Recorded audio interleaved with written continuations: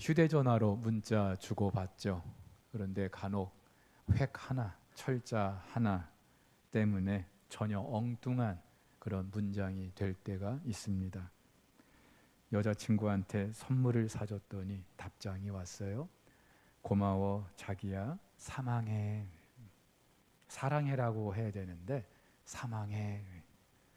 여행을 가는 아들에게 엄마한테 문자가 왔습니다. 어디쯤 기고 있니? 안 재밌으세요? 할머니에게 할머니 오래 사세요 그렇게 적어야 될 거를 할머니 오래 사네요. 학원이 끝나고 엄마 데리러 와 라고 문자를 보내는 것이 임마 데리러 와. 추석을 앞두고 선생님이 아이들에게 문자를 보냈어요. 추석 즐겁게들 보내. 한 학생으로부터 답장이 왔는데 선생 니도 추석 잘 보내세요.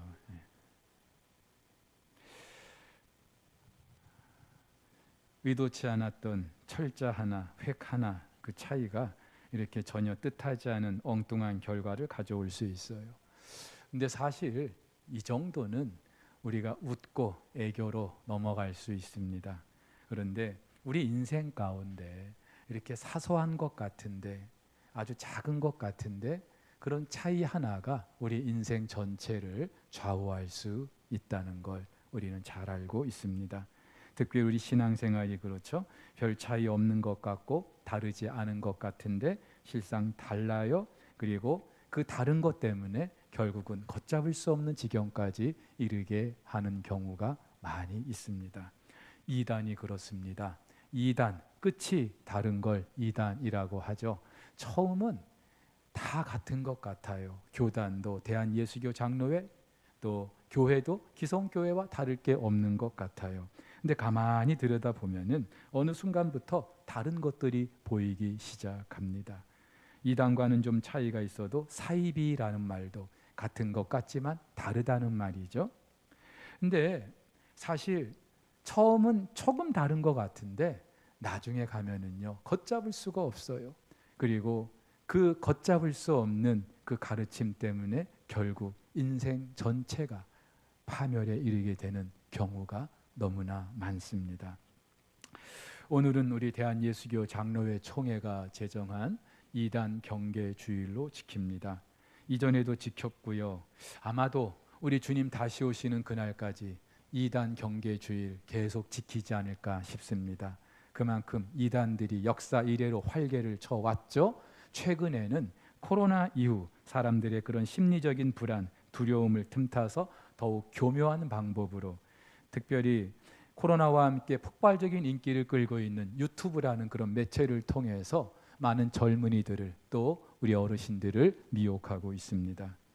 근데 여러분, 사탄은 교회가 세워진 이래로 끊임없이 교회를 무너뜨리기 위해서 애를 써왔어요. 물리적으로 교회를 핍박하고 박해하는 일부터 시작해서 내부적으로 교회가 타락하거나 또는 분열하게 하는 일 등을 통해서 교회가 무너지게 해왔습니다. 근데 그 중에 하나, 잘못된 가르침으로 교회를 혼란에 빠뜨리는 일이 있어 왔죠. 이단과 사이비가 그렇습니다. 근데 대개 이단들의 가르침, 다음과 같은 면에서 성경의 가르침과 차이가 있어요. 먼저는 성경 이외에 다른 계시를 주장합니다. 유한한 우리 피조물인 인간이 무한하신 창조주 하나님을 알아야 우리가 신앙생활 하지 않겠습니까? 신앙생활이 하나님을 아는 것이라고, 경험하는 것이라고 말씀드렸는데 알아야 경험할 거 아니에요? 알아야 믿을 거 아닙니까? 그런데 우리 유한한 인간이 하나님을 알 수 있는 방법이 없어요. 그래서 하나님께서 무한하신 당신을 우리에게 나타내 보이시는데 이걸 신학적으로 계시라고 합니다. 그리고 이 계시에는 여러 종류가 있어요. 그런데 그 계시 가운데 제일 마지막 기록된 활자로 당신의 계시를 우리에게 허락해 주셨는데 이것이 바로 신구약 66권 성경입니다. 우리는 성경을 통해서 하나님이 어떤 분인지 알 수 있어요. 내가 누구인지, 그리고 하나님께서 우리를 위해서 어떤 일을 계획하셨는지, 이루고 계시는지 알 수 있습니다. 그런데 대부분의 이단들은 성경 이외에 자기들만의 경전이 따로 있어요. 통일교는 원리강론이라는 게 있고 몰몬교는 몰몬경이라는 그런 자기들만의 경전이 있습니다. 왜 그런 자기들만의 경전이 있을까요? 그래야 자기들의 가르침을 좀 더 신빙성 있게 전할 수 있기 때문이죠. 아울러서 이단들은 같은 성경이라도 그 성경을 획일적으로, 문자적으로, 비유적으로만 풀이해서 성경의 그 원래 의미를 왜곡하고 있어요. 사랑하는 우리 성도 여러분, 성경은 하나님의 말씀이죠. 그리고 하나님께서 저와 여러분들이 이 성경을 해석함에 있어서 어떤 하나의 방법으로만 성경을 풀게 하신 게 아니라 때로는 성경적으로, 때로는 신학적으로, 때로는 역사적으로, 문학적으로, 문화적으로 그 모든 우리에게 허락하신 그런 모든 수단들을 통하여서 성경을 해석하게 하셨어요. 제가 매주마다 여러분들에게 설교를 하고 있는데 제가 이렇게 설교를 하고 있는 것은 그만큼 성경을 제가 해석을 하는 과정이 있었기 때문에 여러분들에게 전하고 있는 거예요. 근데 이단들은 그렇지 않아요. 그래서 획일적으로 그렇게 문자적으로 또는 비유적으로. 그래서 여러분, 이 성경이 왜 중요하냐면은 우리의 모든 가르침은, 신앙은 이 성경에서 시작되기 때문이죠. 따라서 누가 성경 이외에 또 다른 하나님의 계시가 있다, 가르침이 있다 주장하면은 무조건 이단이에요. 그리고 성경을 어떤 특별한 한 가지 방법으로 풀이하는 것도 이단입니다. 절대로 현혹되지 마시기를 바랍니다. 또 하나, 이단의 가르침 중에 하나가 삼위일체 교리를 부인합니다. 여러분, 하나님은 성부, 성자, 성령 세 분으로 계시죠. 근데 이 세 하나님이 한 분이셔요. 우리의 이성으로는 다 이해할 수 없지만 성경이 그렇게 말하고 있어요. 우리는 믿음으로 이 사실을 받아들일 수밖에 없습니다. 근데 이 세 하나님, 영원부터 영원까지 함께 계시고 그 능력과 권위와 영광이 동등하셔요. 근데 대부분의 이단들은요, 이 삼위일체 교리를 인정하지 않습니다. 서기 1세기 초대교회 당시부터 그랬어요. 그 교회 역사에서 대부분의 이단 논쟁에 빠지지 않고 등장했던 것이 이 삼위일체 논쟁입니다. 이유는 간단하죠. 삼위일체 교리를 부정해야 자기들의 교주를 성자 또는 성령으로 그렇게 신격화할 수 있기 때문입니다. 또 이단들은요, 예수 그리스도의 신성 또는 인성을 부정합니다. 여러분, 죄로 타락한 우리 인간이 구원받을 수 있는 유일한 방법은 하나님의 아들 예수 그리스도를 믿음으로 그분께서 우리의 죄를 대신하여 십자가에 죽으심으로 가능해진 줄 믿으시기를 바랍니다. 당연히 그 하나님이신 예수께서 하나님 되시죠? 신성을 갖고 계셔요. 죄가 없으시다는 게 증거가 됩니다. 왜냐하면은 이 땅의 모든 인간은 다 죄인이기 때문에, 의인이 하나도 없기 때문에. 그러나 죄 없으신 하나님께서 사람의 몸을 입고 이 땅에 오셨어요. 2000년 전 이 땅에 오신 예수님은 참 사람이셨어요. 예수님과 신성, 예수님의 인성, 이 두 가지가 다 충족돼야 우리의 구원이 가능한 것입니다. 근데 이단들은요, 이 둘 중에 하나를 부정합니다. 예수님의 신성을 부정하기도 해요. 그래서 예수가 그리스도가 아니다, 하나님의 아들이 아니다 그러면서 지금도 유대교도 그렇고 이슬람교도 그렇고요. 또 그리스도로 인정해도 실패한 그리스도다. 그래야 자신들의 그 교주를 신격화할 수 있잖아요. 통일교회 문선명도 그렇고 신천지의 이만희도 그렇고 재림 예수가 가능한 거예요. 근데 또 하나, 인성을 부정합니다. 예수님께서 이 땅에 육체로 오신 것을 부정해요. 1세기 가장 대표적인 이단 중에 하나였죠. 영지주의. 그래서 요한 서신을 보면은 예수가 육체로 오신 것을 부정하는 자들은 적그리스도라고 요한이 분명하게 말하고 있어요. 사랑하는 우리 성도 여러분, 예수님께서 참 하나님, 신성을 갖고 계시면서 참 사람 되신 것, 인성을 가지고 계시다고 하는 것은 그래야 우리의 구원이 가능하기 때문인 거예요. 자, 네 번째로 이단들은요, 잘못된 구원론에 빠져 있습니다. 성경이 말하는 우리의 구원의 3대 명제, 첫 번째는요, 오직 예수 그리스도입니다. 하나님께서 우리의 구원을 위해서 예비하신, 허락하신 그 길은 오직 예수 그리스도밖에 없는 줄 믿으시기를 바랍니다. 그래서 예수님도 말씀하셨어요. 내가 곧 길이요 진리요 생명이니 나로 말미암지 않고는 아버지께로 올 자가 없다. 베드로도 사도행전에서 이렇게 말합니다. 다른 이로서는 구원을 받을 수 없나니 천하 사람 중에 구원을 받을 만한 다른 이름을 우리에게 주신 일이 없다. 예수 외에는. 두 번째 명제가 있습니다. 오직 은혜입니다. 우리의 그 어떤 공로, 행위로 구원받을 수 있는 것이 아니라 오직 하나님께서 값없이 거저 주시는 그 은혜로 우리가 구원을 받게 된 줄 믿으시기를 바랍니다. 그래서 구원은 하나님의 선물인 거예요. 은혜인 거예요. 이것이 우리 기독교를 다른 종교와 가장 확실하게 구분짓게 하는 특징입니다. 다른 일반 종교들은요, 인간의 어떤 공로와 자격과 조건이 수반돼야 뭔가 그 선을 이룰 수 있다, 또는 뭐 구원을 받을 수 있다, 그렇게 가르쳐요. 아니죠. 우리에게는 그럴 만한 능력이 하나도 없어요. 세 번째 명제는요, 오직 믿음입니다. 은혜로 구원받는데 하나님께서 어떻게 우리에게 그 구원의 은혜를 베풀어 주십니까? 예수가 그리스도이신 것을, 구원자 되신 것을 우리가 믿게 하시는 거예요. 그 어떤 우리의 행위를 통해서 구원을 받게 하시는 게 아니라 오직 믿음으로. 그러니까 이렇게 말하니까 착각하는 분들이 있어요. 목사님, 그거 보세요. 구원은 은혜로 받는 것인데, 하나님의 은혜인데 우리도 믿어야 구원받는 거 아닙니까? 그러니까 구원은 하나님의 은혜와 인간의 믿음이 합성이 돼야, 이게 합력해야 구원받는 거 아닙니까? 이렇게 말하는 분들이 있어요. 아닙니다. 여러분이 믿음이라는 게 우리 게 아니에요. 내가 믿고 싶다고 믿어지는 게 아니에요. 여러분, 믿음은 전적으로 하나님의 선물이에요. 하나님이 믿게 하셔야 믿는 줄 믿으시기를 바랍니다. 그래서 믿는 게 아니라 믿어지는 거예요, 사실은. 그래서 바울은 이 부분에 대해서 이렇게 말합니다. 너희는 그 은혜에 의하여 믿음으로 말미암아 구원을 받았으니 이것은 너희에게서 난 것이 아니요 하나님의 선물이라. 행위에서 난 것이 아니니 이는 누구든지 자랑하지 못하게 하니라. 근데 이단들은 이 성경의 구원에 관한 가르침을 자기들 임의대로 왜곡합니다. 크게 두 부류가 있는데, 하나는 행위를 강조하는 이들이 있어요.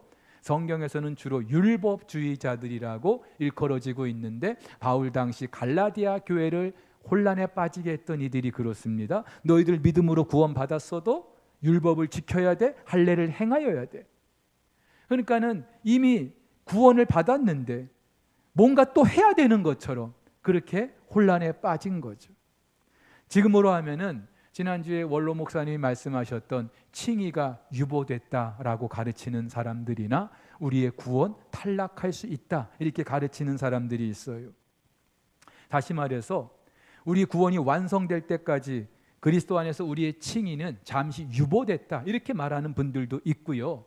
우리가 구원을 받았어도 결격이 있을 경우, 결정적인 허물이 있을 경우 구원이 취소될 수 있다 이렇게 말하는 분들도 있습니다. 물론 이분들이 그렇게 말하는 그 의도는, 그리고 그 배경은 우리가 충분히 이해가 돼요. 많은 그리스도인들이 착각하는 것 중에 하나가 우리를 의롭다고 하셨기 때문에 칭의는 강조합니다. 그런데 이후에 성화의 과정을 너무나 우습게 생각해요. 여러분, 구원은요 칭의로 끝나는 게 아니라 성화의 과정을 지나서 완성이 되는 거예요. 근데 많은 그리스도인들이 나 구원 받았기 때문에 이제 아무래도 상관없다 그렇게 막무가내로 살다 보니까 오늘날 한국 사회 안에서 한국 교회가 보여주는 모습들도 다르지 않거든요. 그렇기 때문에 경종을 울리기 위해서 칭의가 유보된다든지 구원이 취소될 수 있다 이런 가르침이 있기도 하지만 여러분, 그러나 그렇다고 해서 우리의 구원이 취소되는 게 아니에요. 칭의가 유보되는 거 아니에요. 저와 여러분들이 예수를 주로 믿고 고백하는 그 순간부터 이미 저와 여러분들은 구원이 시작되었고 하나님께서 그 구원을 끝까지 이루실 줄 믿으시기를 바랍니다. 그래서 바울은 이렇게 말합니다. 너희 안에서 착한 일을 시작하시니, 구원을 시작하신 이가 그리스도 예수의 날까지 이루실 줄을 우리는 확신하노라. 자, 또 한 부류가 있습니다. 앞서와는 반대로 이제 행위 필요 없다. 방종주의자들, 성경으로 말하면 율법 폐기론자들. 바울이 복음을 전할 때에 종종 교회를 혼란에 빠뜨렸던 사람들이기도 합니다. 무슨 말인가 하면 이제 우리 구원 받았으니까 더 이상 율법 필요 없다. 그거 안 지켜도 된다. 근데 여러분, 예수님께서도 말씀하셨어요. 우리가 율법을 지킴으로 구원받는 건 아니지만 구원받은 우리 그리스도인들에게 있어서도 율법은 여전히 유효하다고요. 지금으로 하면은 구원파가 여기에 해당할 수 있습니다. 그들은요, 한번 회개하고 구원받았으면 더 이상 회개할 필요 없다. 회개할 필요가 없다는 것은 회개할 이유가 없다는 거죠. 우리가 언제 회개합니까? 죄를 지을 때 회개하지 않아요? 이 말은 그러면 한번 구원받은 사람은 더 이상 죄를 안 짓는다, 이 말과 같은 거거든요. 여러분 맞습니까? 맞아요? 구원을 받았어도 죄 지을 수 있거든요. 그리고 그 죄가 어떻게 처리되어야 할지 예수님 분명히 말씀해 주셨어요. 물론 그 죄 때문에 우리가 지옥 가는 거 아니에요. 구원이 취소되는 것도 아니에요. 하지만 그렇다고 우리가 아무렇게나 살아도 된다는 건 절대로 아니죠. 예수님께서도 우리의 그 믿음 열매로 할 것이라고 말씀하셨잖아요. 그러다 보니까 또 열매에 너무 집중하는 경우가 있어요. 근데 여러분, 이미 내 안에 성령께서 계시고 구원받은 하나님의 백성이라면 시간이 지나면서 자연적으로 이 열매는 드러나게 되는 줄 믿으시기를 바랍니다. 내가 열매를 맺어야지. 그래서 열매가 만들어지는 게 아니에요. 내 안에 성령님이 계시고 구원받은 하나님의 백성들 삶 속에서는 자연스럽게 이 열매가 드러나게 되는 줄 믿으시기를 바랍니다. 마지막으로 이들은 잘못된 종말론이 있어요. 여러분, 우리 각 개인의 종말이 있죠. 육체의 죽음. 반면에 전 우주적인 종말이 있어요. 예수님께서 다시 오시는 때. 그런데 내 개인의 종말도 그렇고 우주의 종말도 그렇고 그때가 언제인지 우리는 아무도 몰라요. 여러분들 중에 내가 몇 년, 몇 월, 몇 시에 죽게 될지 아는 분 있어요? 아무도 없어요. 부지불식간에 우리가 뜻하지 않은 때 우리는 죽음에 이를 수 있어요. 아울러서 예수님의 재림도 마찬가지. 그런데 이 이단들은요, 임의대로 그 예수님의 재림이 이때다 저때다 그렇게 못 박아서 가르칩니다. 1992년 10월 28일 예수님이 재림한다고 떠들썩하게 했던 시한부 종말론이 그렇습니다. 신천지는요, 좀 더 교묘하게 이 종말론을 왜곡하고 있는데 14만 4천 명, 요한계시록 7장에 기록된 14만 4천 명, 그 숫자가 차야 이제 예수님의 재림이 있다. 그러면서 그 14만 4천을 모으기 위해서 엄청난 포교 활동을 해왔어요. 근데 지금은 그 숫자가 넘었거든요. 여러분 참 부끄러운 일입니다. 그런데 그렇게 14만 4천이 넘고 나서 그들이 또 이제 주장하는 거는요, 그 14만 4천 그 숫자는 제사장의 숫자다. 무슨 말이에요? 그 자기들 신천지 신도 안에 이런저런 가르침을 강요하고 조건을 강요하면서 그 조건에 부합한 사람들을 만들어가는 것이죠. 여러분 이것만 보더라도 이단들의 그 종말에 관한, 특별히 예수님의 재림에 관한 가르침이 성경과 너무나 다르다고 하는 것을 잘 알 수 있어요. 그런데 오늘 데살로니가 교회도 마찬가지입니다. 데살로니가 후서 1장에서는 바울이 데살로니가 교회가 겪고 있는 물리적인 그런 핍박과 환난에 대해서 언급했어요. 이 데살로니가 교회는요, 바울이 제2차 전도 여행 때 이 데살로니가 지역에서 약 3주간 복음을 전하면서 세운 교회입니다. 그런데 그렇게 교회를 세우고 복음을 전하면서 많은 사람들이 예수를 믿게 됐어요. 그런데 그 가운데 유대인들이, 이 데살로니가 지역에도 유대인들이 살고 있었어요. 그러면서 바울을 엄청나게 핍박하는 거예요. 때로는 막 목숨이 위태로울 지경까지. 그래서 결국 이 바울이 급하게 베레아라는 지방으로 피신을 합니다. 하지만 이 유대인들 여전히 그 데살로니가 교회 성도들을 물리적으로 핍박하고 어렵게 하는 거예요. 그래서 바울은 고린도 그 데살로니가후서 1장에서 그 물리적인 핍박과 박해를 잘 견딜 것을, 그리고 너희를 힘들게 하는 그들 반드시 하나님께서 환난으로 갚아 주실 거라고 그렇게 말한 바 있습니다. 그런데 이들이 데살로니가 교회를 무너뜨리려고 했던 또 다른 전술이 있는데요, 이 재림에 관한 잘못된 가르침이에요. 무슨 말인가 하면은 예수님 이미 재림했다 이렇게 가르쳐 버린 거예요. 사실 이 데살로니가 전후서를 보면은 예수님의 재림과 관련된 그런 가르침이 많이 기록되고 있어요. 데살로니가 전서에 보면은 특별히 바울이 예수님의 재림의 때 있게 될 일을 말하게 되는데 이유가 있었어요. 이 데살로니가 교회 성도들 중에 이제 예수님의 재림 때 구원이 완성된다면 그 재림 전에 죽는 사람들은 어떻게 되는 겁니까? 그렇게 염려하고 두려워하는 사람들이 있었어요. 그러자 바울은 염려하지 말아라. 예수님 재림 전에 죽었다 하여도 예수님 재림 때에 다시 하나님께서 그들을 살리실 것이다. 부활하게 할 것이다. 근데 그 부활에 한 육신은 이전에 살던 그 육체와는 질적으로 다른 예수님의 그 형체와 같을 것이다. 아울러서 살아있는 자들 공중으로 들어올림을 받아서 변화되어서 예수님과 함께 그 영광을 누리게 될 것이다. 바울이 그렇게 말한 바 있어요. 그런데 이 데살로니가 후서에서는요, 이미 예수님의 재림이 임했다 이렇게 말하는 사람들이 있는 거예요. 그래서 후서 3장에 보면은 그렇기 때문에 이제 일할 필요도 없다 그렇게 말하는 겁니다. 여러분 한번 생각해 보세요. 예수님이 이미 재림하셨어요. 그럼 우리는 어떻게 되는 건데? 예?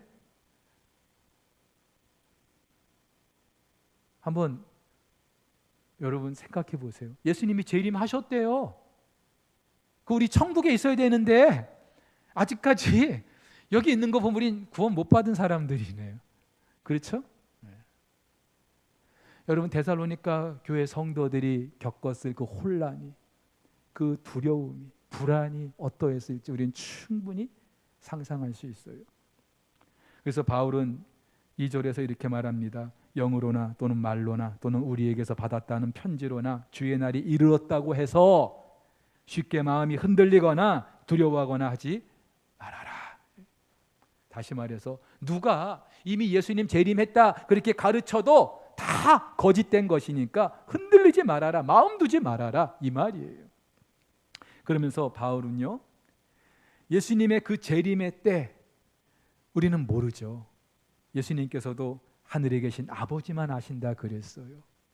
하지만 그 재림과 함께 있을 징조, 여기에 대해서는 예수님은 말씀하셨거든요. 그 중에 하나가 뭡니까? 거짓 그리스도, 적 그리스도가 나타나는 거예요. 내가 그리스도다 그렇게 말하는 이들이 나타나는 겁니다. 요한 사도도 이 적 그리스도에 대해서 분명히 언급하고 있어요. 예수가 그리스도이심을 부정하는 사람들, 예수님이 육체를 입고 이 땅에 오신 것을 부인하는 사람들, 한마디로 하나님을 부정하는 사람들, 자기가 그 하나님 자리에 있고자 하는 사람들. 근데 바울은 그 적그리스도, 거짓 그리스도가 활동하는 그 일을 배교하는 일이라고 그렇게 말하고 있습니다. 그렇죠, 여러분? 대부분의 적그리스도, 거짓 그리스도, 그들은요 처음부터 나는 적그리스도 그랬던 사람들이 아니에요. 그들도요 우리처럼 예수 믿고 세례받고 때로는 교회에서 봉사하고 헌신하고 직분도 가지고 그랬던 사람들이에요. 근데 어느 한순간 바뀌는 거예요. 결국 처음부터 그들은 하나님의 택한 자가 아니었던 거죠. 그러면서 바울은 그 배교하는 그들을 일컬어서 3절에서 불법의 사람이다, 멸망의 아들이다, 4절에서는 대적하는 자다, 8절에서는 불법한 자다, 9절에서는 악한 자다 이렇게 말하고 있어요. 그들의 정체가 무엇인지 분명히 말하고 있는 겁니다. 근데 여러분 이들이 그 복음의 진리를 거부하고 사탄의 하수인 역할을 하는 그 이유가 있어요.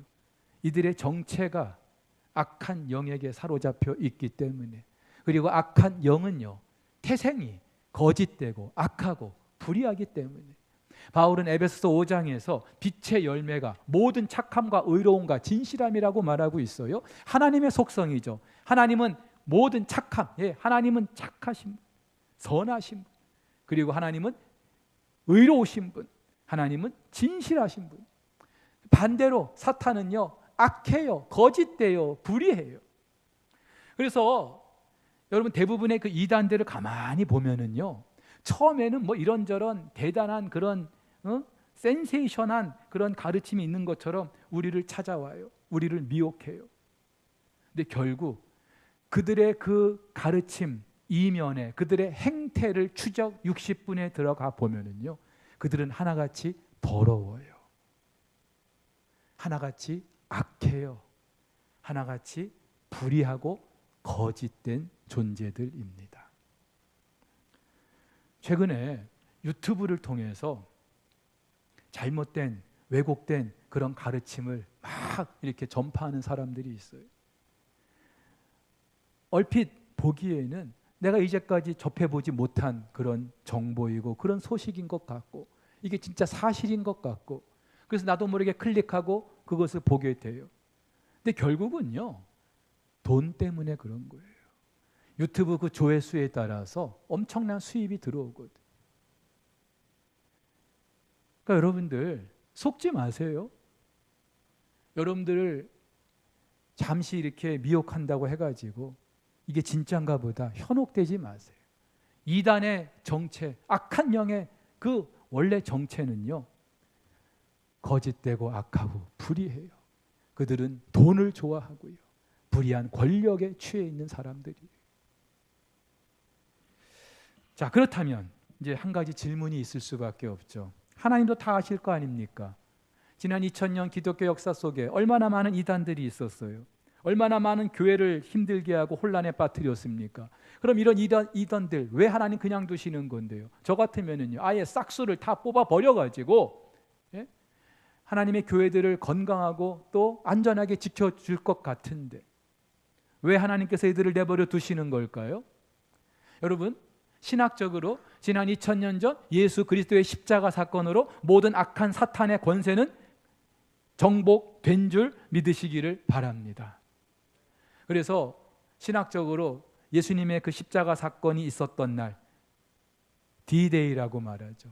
Decision Day, 승리가 결정된 날. 그래서 어떤 신학자들은 이날 사탄의 척추가 부러졌다, 사탄의 모든 권세가 다 이제 무너지게 됐다, 그렇게 말을 합니다. 하지만 아직은 아니죠. 예수님이 다시 오심으로 말미암아 우리의 구원이 완성되는 거예요. 그래서 우리는 이미와 아직의 이 긴장 시간 속에서 살고 있는 겁니다.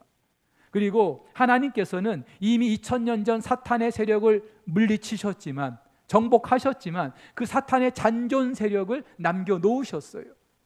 언제까지? 예수님 재림 때까지. 그리고 재림 때 완전히 그 사탄의 세력을 불못에 던져 넣으심으로 심판하시는 줄 믿으시기를 바랍니다. 여러분, 그래서요, 시간이 지날수록, 오늘 우리 장로님도 기도하셨습니다마는 갈수록 사탄이 발악을 하고 있어요. 이유가 있어요. 사탄이 자기 때가 이제 가까운 줄 알기 때문에, 그러니까 마지막 기승을 부리는 거예요. 발악을 하고 있는 거예요.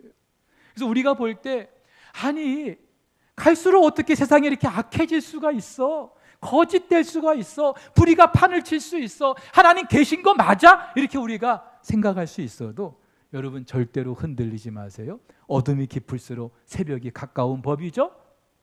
이러한 사회적인 그런 현상을 보면서 이제 주님 오실 날이 멀지 않았구나, 우리는 그렇게 깨어 있어야 하는 줄 믿으시기를 바랍니다. 그렇다면 하나님께서 왜 이런 악한 영들의 그런 세력을 남겨놓으신 걸까요? 왜 이단들이 이렇게 활개를 치게 하시는 걸까요? 당신의 백성이 누구인지, 참 믿음의 사람들이 누구인지 분명히 가리기 위하신 거예요.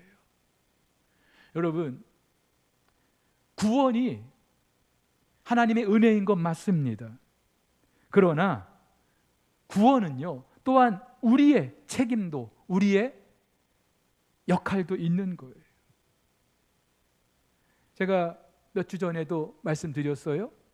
우리 신학적으로 구원의 순서, 창세전에 하나님께서 우리를 택하시고 이 땅에서 우리를 부르시고 우리를 중생하게 하시고 회개하게 하시고 예수가 주되심을 믿게 하시고 우리를 의롭다고 칭해 주시고 하나님의 자녀가 되게 하시고, 그리고 성화의 과정을 지나 성도의 견인을, 우리를 끝까지 지켜주시고 마지막 영화의 단계, 그 영화의 단계에서 구원이 완성되는 거예요.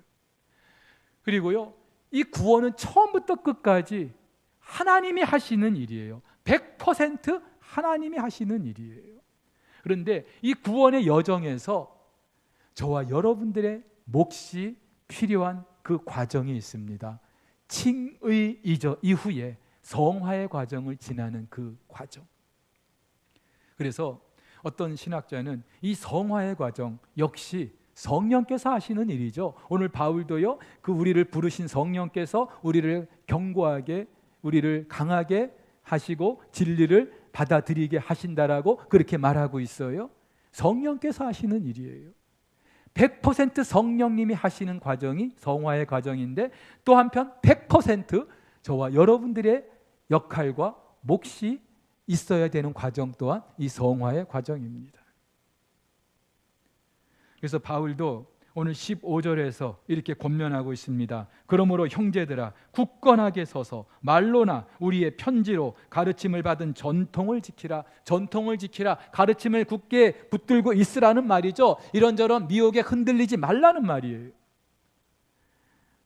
이단 전문가들의 이야기를 들어보면요, 이단에 빠지는 사람들 대체적으로 기성교회에서 상처를 받았거나 아니면 가정생활이 여의치 않거나 또는 삶 속에서 이런저런 큰 위기를 만났던 분들, 그래서 그 어디서도 그 상처와 아픔들이 회복되지 않고 치유되지 않기 때문에 자연스럽게 이단에 빠지게 된다라고 말을 합니다.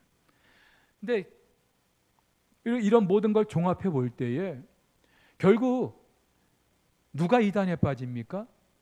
기존의 우리 그리스도인들이에요. 예수를 믿는다고 하는 사람들이에요.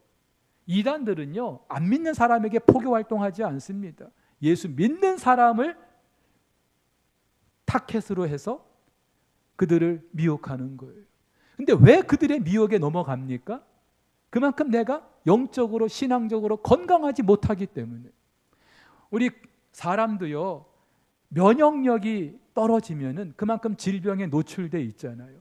그래서 평상시 질병을 예방하기 위해서 면역력을 증진하는 일에 우리가 애를 쓰잖아요. 좋은 음식을 가려 먹고 운동하고 좋은 습관을 가지고, 마찬가지로 우리 영적으로도 영적인 건강, 면역력이 있어야 그런 잘못된 가르침이 우리를 공격할 때 우리는 막아낼 수 있는 거예요. 근데 그렇지 못할 때 속수무책이죠. 어떻게 해야 되겠습니까? 가장 중요한 것은요, 하나님의 말씀 위에 우리가 굳게 서 있어야 돼요. 여러분 주보 속에 지난주 이어서 이번 주에도 하반기 양육과정 신청서를 넣어드렸습니다. 어떤 분들은 이 교회 멤버십을 위한 거냐 그렇게 말하시는 분들도 계시겠지만 그것도 틀린 건 아니에요. 우리 교회 처음 오신 분들 새가족 4주 과정을 지나고 청착반 과정을 지나고 그러면서 석포교회 한 멤버가 되는 거잖아요. 그리고 성장반, 제자반을 통해서 그 믿음이 자라는 거예요. 배워야 하는 거죠. 근데 여러분, 나 옛날에 다 했어. 성장반도 했고 제자반도 했고 이제 할 거 없어. 이런 분들이 계실지 모르겠어요. 성경이니 1:1이니 다 했어. 그런 분들이 계실지 모르겠어요. 위험한 분들이에요. 여러분, 왜 교회 안에서 이런 양육 과정을 개설해서 우리 성도들이 공부하게 합니까? 그만큼 영적으로 우리 성도들이 흔들리지 않고 건강하게 세워지게 하기 위해서. 그렇다면은 내 직분이 어떠하든 내 신앙의 연륜이 어떠하든 내가 좀 요즘에 신앙적으로 조금 이렇게 흐트러졌다 싶으면은요, 다시 옛날에 했던 거라도 다시 시작하는 거예요. 공부하는 거예요. 교육학에서도 가장 훌륭한 교육은 반복이라고 하잖아요. 죽을 때까지, 내 목숨 하나님 불러가실 때까지 흔들림 없이 끝이 좋은 그런 삶을 살기 위해서는요, 계속해서 배워야 되고 익혀야 되고 학습해야 돼요. 근데 여러분, 그렇다고 해서 뭐 교리나 줄줄 외우고 있다고 우리가 정말 건강한 그리스도인이라고 말할 수 있을까요?